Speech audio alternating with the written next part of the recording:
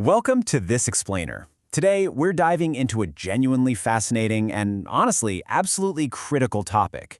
We're looking at the research of author Oyemi Oa David. She lays out this incredibly compelling blueprint for transforming Africa's economic future, and her big takeaway? The secret weapon is actually sitting right inside the education system. It's such a cool piece of research because she takes this massive, complex global issue and offers a really structured, evidence-based fix.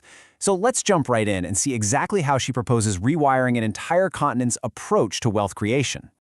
Okay, so let's start with the core problem here. In a lot of the world, a booming youth population is seen as the ultimate demographic jackpot, like an economic miracle just waiting to happen. But as Ola David points out, for much of Africa today, that exact same demographic trend is actually a massive poverty risk. Why? Well, it's pretty simple math. The population is growing way faster than the job market. You've got millions of smart, capable young people entering a workforce that literally just doesn't have spots for them. The stakes here are, frankly, sky high. To unpack her solution, we're going to follow a 5-step agenda today. 1. The engine of growth. 2. Africa's demographic challenge. 3. Rewiring the education system. 4. The Nigerian case study. And 5. Shaping the African mindset. Let's get to it. Section 1. The engine of growth. Look, before we can fix a struggling economic system, we've got to understand what makes a healthy one actually tick.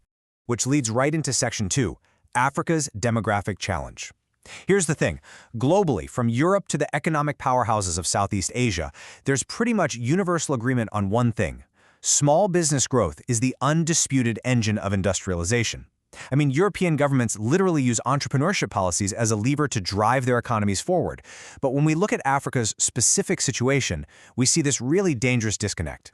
You have that massive population growth we just talked about, but it's sitting right alongside incredibly low levels of industrialization.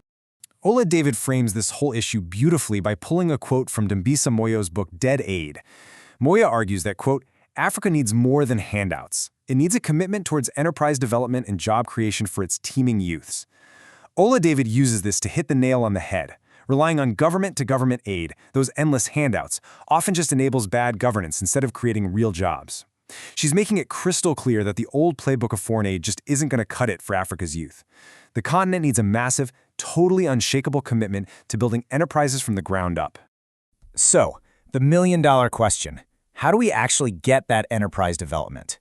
Well, Ola David argues that this battle is entirely won or lost in the classroom. And there's a huge contrast here. What we currently have is what she calls traditional management education. It's basically a hangover from the colonial era, designed to pump out passive job seekers who end up being super susceptible to poverty and underemployment.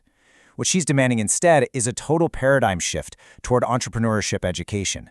This is a 21st century model. It's all about creating job creators who are focused on generating actual wealth. The old inherited system is just straight-up failing university grads, and she argues it desperately needs to be replaced. And that brings us to Section 3, Rewiring the Education System. Let's look at what this massive paradigm shift actually looks like on the ground. In her research, she gives us a really precise definition.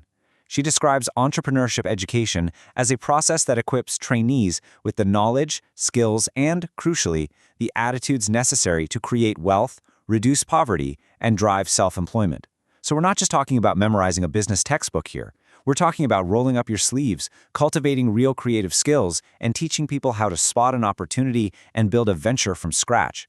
It's about baking that entrepreneurial spirit right into the DNA of the curriculum. All right, Section 4, the Nigerian case study. Because, theory sounds great on paper, but we need to know if this stuff actually works in the real world. And this is where her work gets really interesting, because she actually went out and tested it.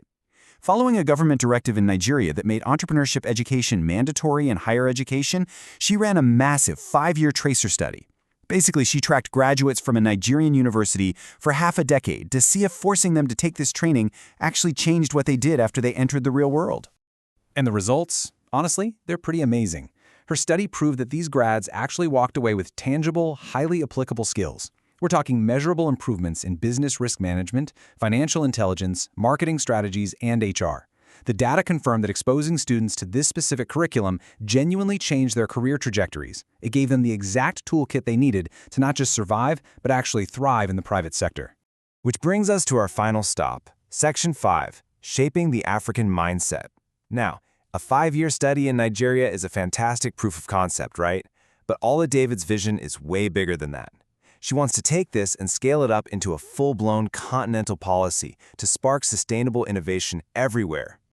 To pull off a macro-level transformation of that size, she lays out a really clear 3-step policy recommendation, and she actually compares this approach directly to China's crazy successful development model. Step 1, governments have to weave these entrepreneurship and financial intelligence courses into every single level of schooling, from primary all the way up to university. You just got to start them young. Step 2, admissions for higher education should be strategically tilted to fill actual manpower gaps in the economy rather than just handing out generic degrees. And Step 3, governments and civil society have to step up and actively protect local brands, offering real financial backing when it's needed. And this all ladders up to her ultimate conclusion. Because beyond the classroom, and even beyond government policies, she argues that sustainable growth requires a total societal shift. She calls it a value reorientation. What does that mean for us? It means making the conscious, everyday choice to patronize African brands. It means trading more within the continent to build up massive domestic capital, which is what eventually lets you compete on the global export stage. It's a complete cultural pivot toward believing in and supporting local business. So as we wrap up this explainer, I want to leave you with a question that her research really forces us to think about. Are we actually ready to embrace this value reorientation? Are we ready to do the hard work of transforming the next generation from passive job seekers into unstoppable job creators? Oluyemi David's work proves the tools are right there, and the data from Nigeria shows the education piece absolutely works. But it's going to take a deliberate, unified effort across the whole continent to rewrite the curriculum of the future. Thanks so much for hanging out with me today to unpack this. Keep learning, keep questioning, and I'll catch you in the next one.